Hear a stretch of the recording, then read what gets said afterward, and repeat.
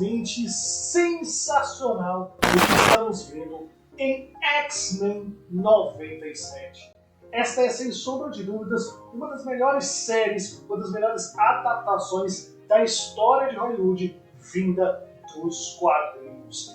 E este penúltimo episódio, intitulado A Tolerância é a Extinção, que na verdade é um único só episódio que foi dividido em 3 partes, nos prepara para a chegada de um icônico e polêmico vilão, um massacre. Além disso tudo, também é uma chuva de referência aos quadrinhos dos X-Men. É isso que a gente vai ver neste vídeo de análise do penúltimo episódio de X-Men 97. Então, sem mais delongas, bora para o vídeo. Produção, solta a vinheta! Não! Magnus! Pelo amor de Deus, não faça isso!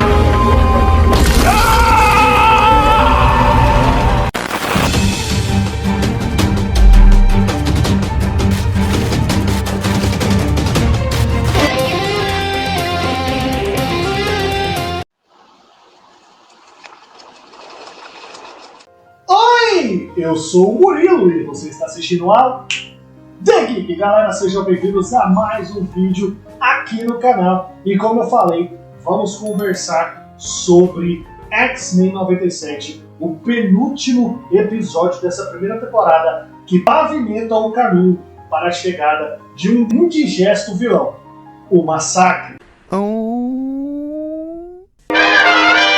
Bem, galera, A Tolerância é a Extinção, parte 2, começa e já traz aí para nós as consequências do que vimos ao final da primeira parte, em que o Magneto, pistola da vida, vai lá nos polos da Terra e solta um pen, que é uma onda eletromagnética que é responsável por fazer com que toda e qualquer tecnologia vá para o saco, jogando os seres humanos na Idade das Trevas novamente.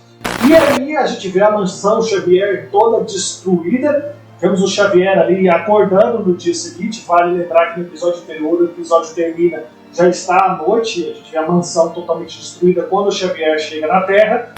E aí temos obviamente o dia seguinte, Xavier acordando e vendo ali os destroços de todo o seu sonho que está representado na destruição da própria mansão. A cena corta, a gente vê o Magneto usando novamente o seu traje clássico lá da animação clássica dos X-Men, X-Men Animated Series de 1990, com um capacete. E não só isso, ele também usa todo o seu poder magnético para levantar a Terra e tirar do fundo do mar nada mais, nada menos do que o Meteoro M. Vale ressaltar que esse Meteoro M já havia aparecido na animação clássica dos X-Men, que é um elemento canônico e de fundamental importância para o universo dos X-Men nos quadrinhos. Isso porque, antes da criação de Genosha, Magneto tinha usado aquele meteoro para fazer com que fosse ali um lugar onde os seres mutantes pudessem viver em paz, longe dos seres humanos, fora do planeta Terra. Mas ali os planos dele, nos quadrinhos e na animação clássica, acabam mudando devido à interferência dos X-Men e vem a criação de Genosha. Acaba ocorrendo o que vimos no 5º episódio de X-Men 97, que traz esse meteoro M que tinha deixado no fundo do mar de volta para a atmosfera terrestre, já preparando ali para receber os mutantes que por acaso quisessem se unir a ele. Nesse meio tempo, vemos também que o Roberto da Costa e a Jubileu estão ali livres. Eles haviam sido presos pelos Super Sentinelas no final do episódio anterior, mas provavelmente o pin magnético do Magneto desativou aqueles Super Sentinelas e eles conseguiram fugir. E com isso, eles estão livres, andando pela cidade e são perseguidos por humanos contra mutantes quando são encurralados num beco.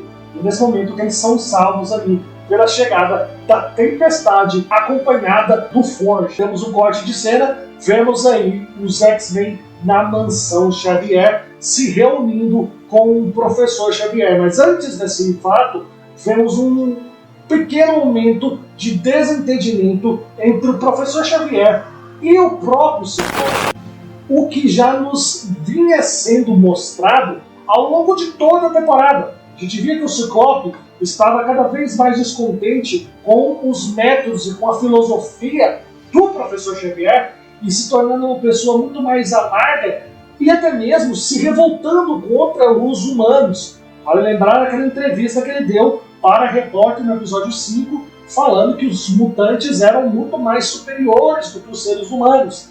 E isso se confirma com os questionamentos que o Ciclope faz ali para o Professor Xavier, do porquê o Professor Xavier não confiou nele e preferiu confiar no Magneto, o sonho dos X-Men. E o professor fala que ele queria que o Ciclope e a Madeleine, que na época ele acreditava que fosse a Jean, pudesse ter uma vida normal, casasse, tivesse filhos.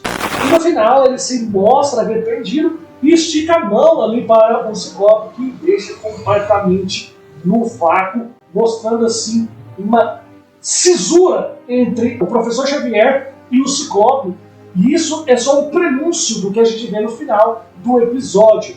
Vale lembrar que isso também nos encaminha para elementos canônicos dentro dos quadrinhos. Lá nos quadrinhos dos X-Men, o Ciclope também se cansa da mentalidade e da forma como o Professor Xavier leva a relação dos humanos com os mutantes. Ele deixa de acreditar nesse sonho do Professor Xavier. Em determinado momento, ele faz com que o Professor Xavier seja meio que expulso ali da mansão, meio que expulso ali dos próprios X-Men. Em outro determinado momento, dentro do canon dos quadrinhos, o Ciclope acaba abandonando completamente toda a mentalidade de convivência pacífica entre os humanos e os mutantes e se tornando ali um pró-Magneto, tendo um pensamento muito parecido com o do Magneto e se tornando um rebelde ali entre os mutantes. Ele não faz mais parte dos X-Men, ele não é tão extremista assim como o Magneto,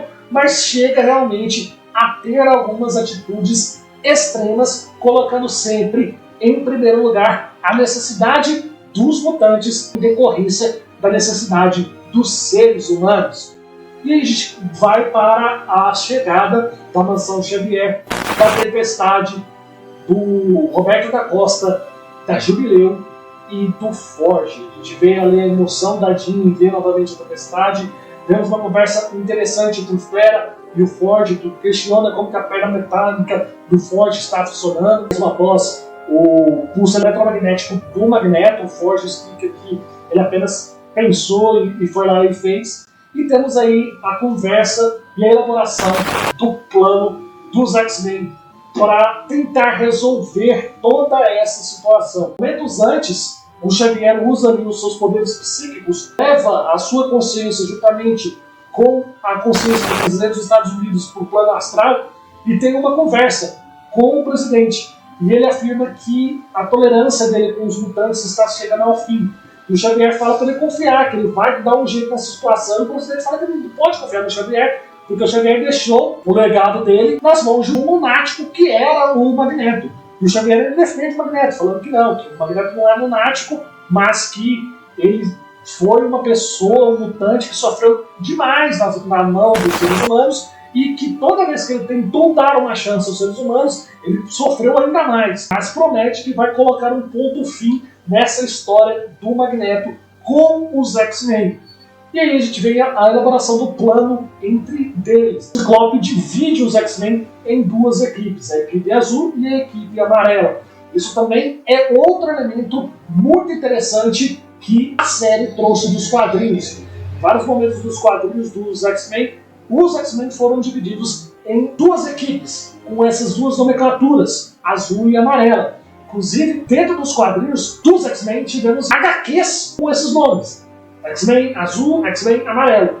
Mostrando que há sim uma cisão dentro dos X-Men. Há sim uma divisão de conceitos dentro dos X-Men. Isso também se confirma pelo próprio posicionamento de relação do Ciclope com relação ao próprio Xavier. Mas, embora o Ciclope esteja desgostoso com o Xavier, quando outro membro dos X-Men mostra o seu descontentamento com o Xavier, quem parte a defesa do Xavier é o próprio Ciclope, como ocorreu quando o Roberto da Costa fala para o Xavier: cara, o que aconteceu, a culpa é sua, você deixou o seu colégio nas mãos do Magneto. O Ciclope fala: não é hora de a gente atribuir culpas a ninguém.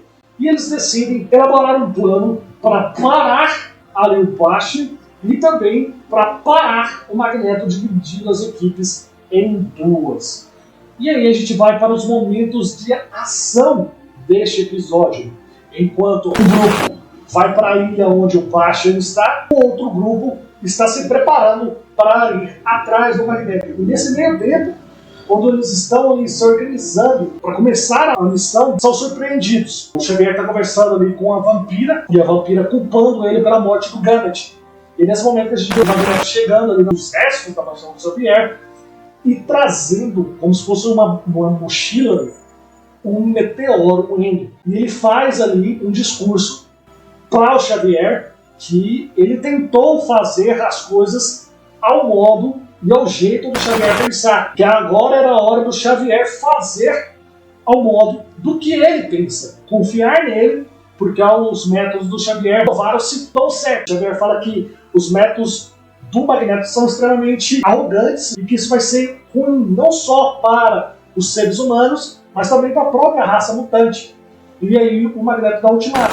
Fala lá de como foi Genosha, fala da morte do Sanguessuga, do ataque a Genosha, que morreu em seus braços, e abre o convite para os X-Men de que era hora de mudança, de que o sonho do Professor Xavier de um convívio pacífico entre mutantes e humanos tinha chegado ao fim, e que agora era a hora deles se unirem ao Magneto numa nova Genosha que seria construída lá no Meteoro M. Os dois mutantes que aceitam o convite do Magneto. A Vampira, que após acordar ali do meio que coma que ela estava após o ataque do Super Sentinela, ela ainda estava meio confusa, achando inclusive que o Gambit poderia estar vivo. E depois dessa conversa ali com o Xavier e também desse discurso do Magneto, ela decide ir com o Magneto. E a Tempestade até questiona ela: Vampira, você está virando as costas para sua família. E a Vampira, totalmente pistola da vida, fala: cara, você foi embora. Eu perdi o Gambit, quem vai ser o próximo a morrer? Será que vai ser a Jean ou qualquer um? Eu não quero saber disso, eu quero que os mutantes sobrevivam, independentemente se os humanos vão sobreviver ou não. Então eu tô com o Magneto. Roberto da Costa também se junta ao Magneto, mas ninguém, neste primeiro momento, quis se juntar ao Magneto. Ele mesmo fala que as portas estão abertas e ele, Roberto da Costa e a Vampira, junto com o Meteoro M, vão embora. A equipe dos X-Men vai ali para uma base abandonada dos X-Men, atrás de suprimentos para iniciar as suas missões. Vemos ali os uniformes clássicos dos quadrinhos que foram utilizados por eles, sendo representados aqui na animação, em um momento icônico. É extremamente legal ver aquilo e ver essas referências dos quadrinhos na animação.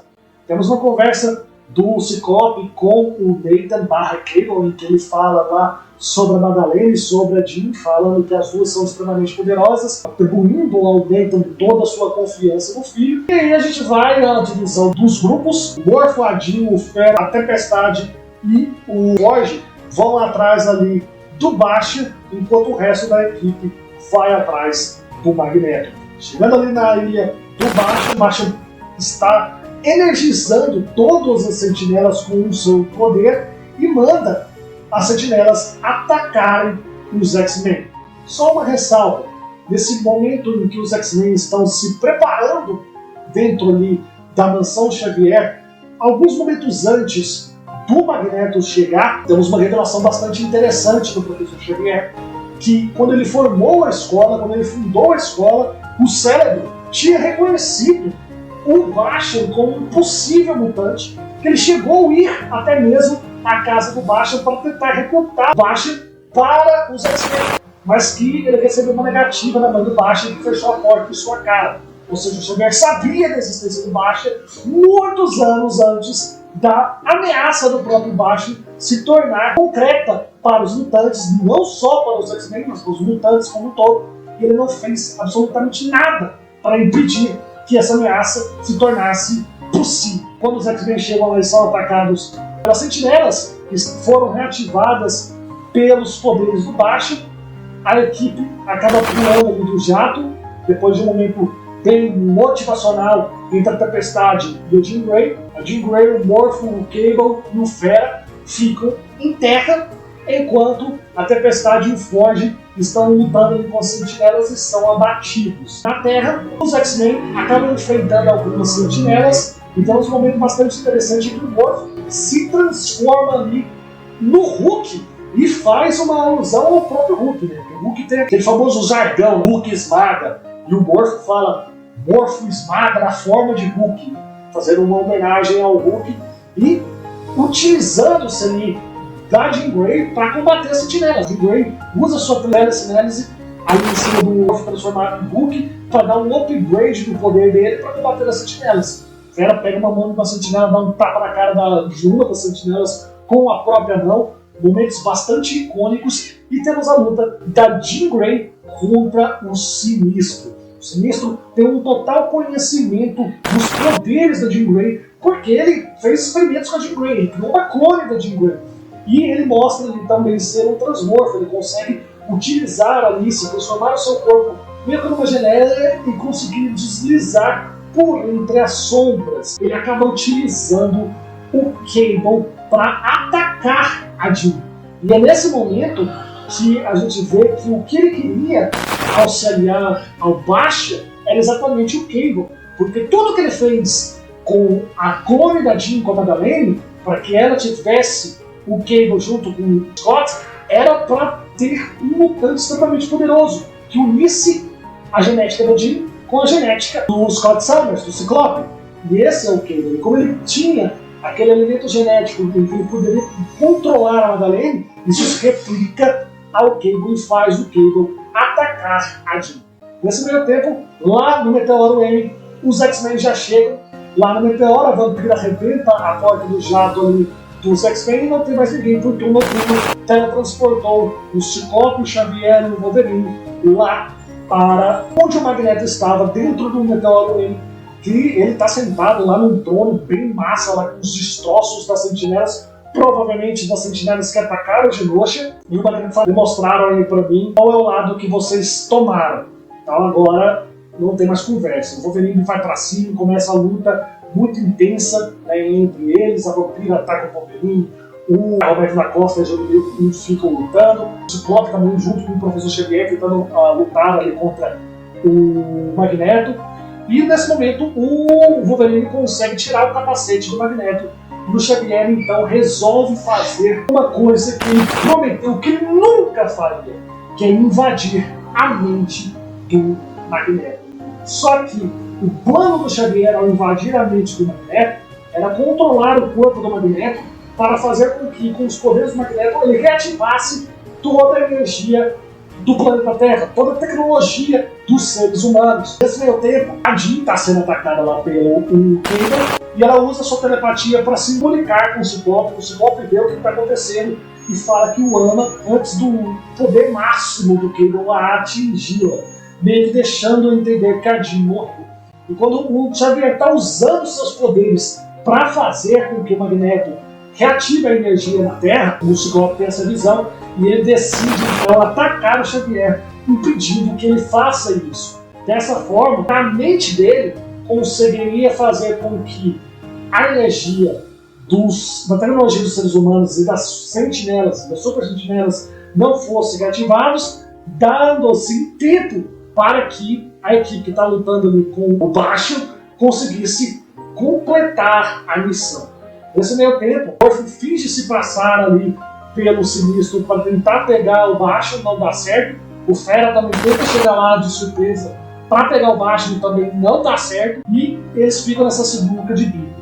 Nesse meio tempo, o Magneto fica pistola pelo fato do Xavier ter entrado na mente dele e descumprido tudo que o Xavier tinha prometido. Ele manda o Xavier calar a boca, tampa a boca do Xavier, começa a atacar todos os mutantes que estão ali, independentemente se são aliados ou não. Ele prende a Vampira na parede, ele prende o Ciclope na parede, ele prende a Jubileu e o Roberto da Costa na parede, pega o capacete dele, joga o capacete na cabeça do Xavier e começa a espremer a cabeça do Xavier com o capacete, quase para matar o Xavier. E nesse momento que o Wolverine vem por trás e dá uma garra bem na costela do Magneto. A gente até acha que o Wolverine conseguiu matar o Magneto mesmo ferindo vida com o Wolverine parabéns, você não se conteve, então eu não vou me conter com você.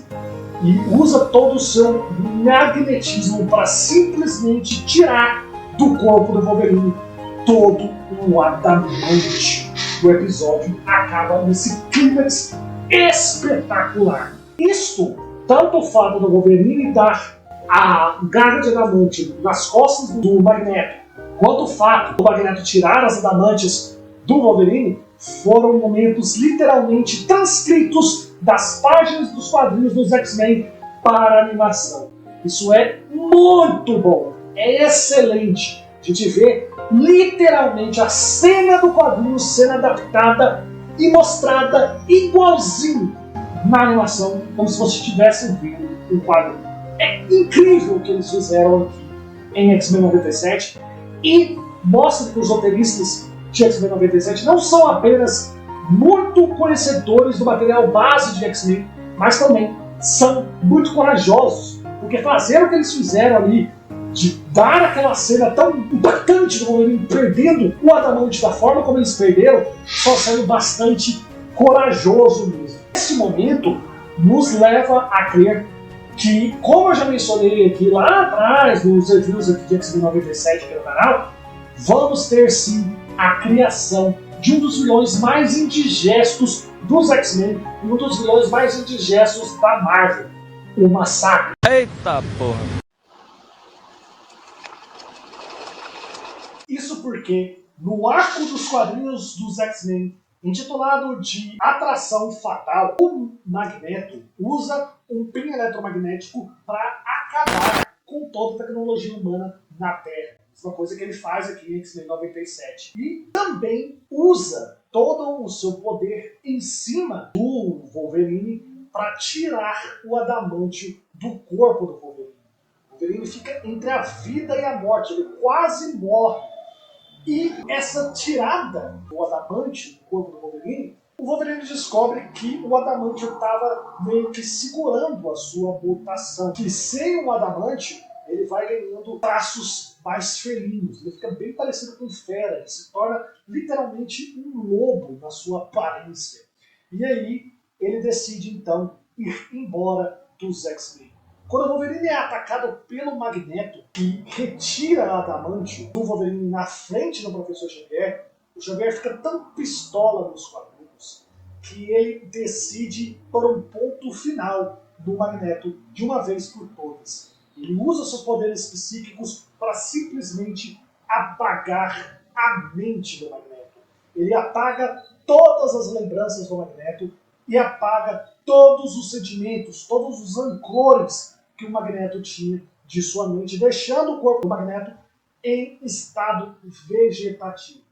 No entanto, esse sentimento de ódio, de rancor que o Magneto tinha, acabam se impregnando dentro da mente do Professor Xavier. Com isso, ele cria uma dupla personalidade. A personalidade dele e a personalidade do Magneto. Com o passar do tempo, dentro desse arco dos quadrinhos, a personalidade do Magneto vai lentamente tomando conta do corpo do Professor Xavier. Vai suprimindo a personalidade do Charles Xavier, fazendo com que o Xavier deixe de ser um mutante que emprega ali a sua tolerância com os humanos, e se tornando cada vez mais odioso com relação aos seres humanos.